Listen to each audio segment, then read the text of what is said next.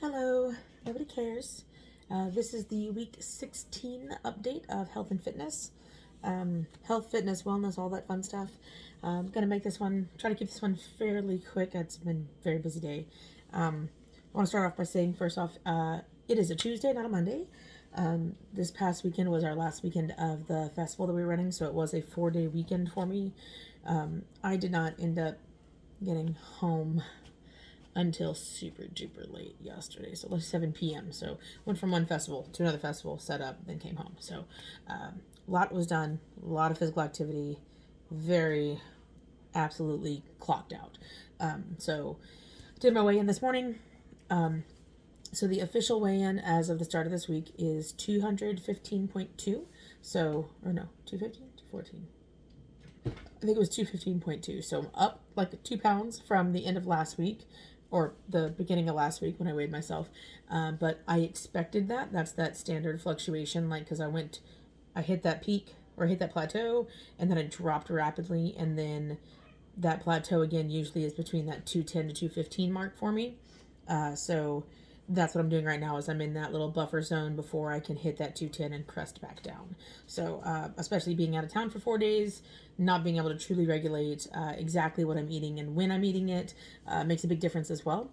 And then for the next several weeks, I'm going to be out of town, so that's even going to be trickier. However, it will mean that it'll be a lot easier to stick to having my protein shake for lunch and then having a meal after work before hitting the gym, or vice versa, depending on what gym day it is for me. I have not been able to stick to 3 days a week. It's just been 2 days a week for multiple weeks now, just because of my schedule and everything going on. With the transition to working from out of town for a few weeks, I'm hoping to get that clicked back in, because I'll be driving in on Sundays, so I have Monday, Tuesday, Wednesday, Thursday, all 4 of those days in which I can go hit the gym before I head out on Friday to come back home. So there's a lot going on. Let's see. Update as far as measurements go. So I talked about the weight. Measurement wise, I am seeing some changes physically in my midsection. The most noticeable one, like obviously I actually physically measure myself weekly, in inches. I'm getting my medication. Not gonna do it on camera, but I'm prepping it on camera. Or whatever. So because I lost my train of thought. Yeah, these are not scripted, obviously. My measurements. So I have noticed a decrease in my measurements between the underbust, waist, and hip line. Negligible though. However, I am noticing a little more toning in those areas. Specifically, when I put on one of my favorite corsets this weekend, it actually closed all the way, which frankly, when I wore it a year ago at the same show, I remember having to roll the back panel to hide it, because it's a see-through corset, and the black panel is opaque, and it didn't quite cover the whole opening. So that's like a 4-inch gap or whatever. So that's something that's super important. Let's see. I have now completely lost the section I was gonna see. I can't see past my boobs, so when I am cleaning the area I'm gonna do my injections, I have to keep my fingers on it. Like I make this motion with my fingers, and that's the area I know which I'm getting. That way I can, as long as I get in between those and I've got the whole area sanitized, it makes it a lot easier to actually hit the right spot. Let's see. As far as medication wise, I'm still doing the same 7.5 units. I'm not upping that dose. I don't plan to up that dose. It's actually a conversation I had this weekend. Really easy recap. I have known quite a few people that have tried different weight loss drugs, injections, Ozempic, everything, and I have seen how it can go very poorly,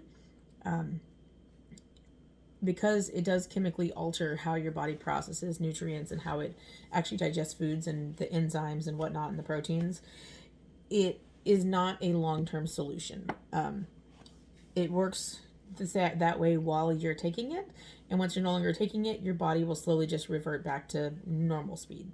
So the downfall I've seen is, well, people will try to max dose as quickly as they can, and then they see that weight rapidly come off, and then they feel better about themselves, and then they look sick.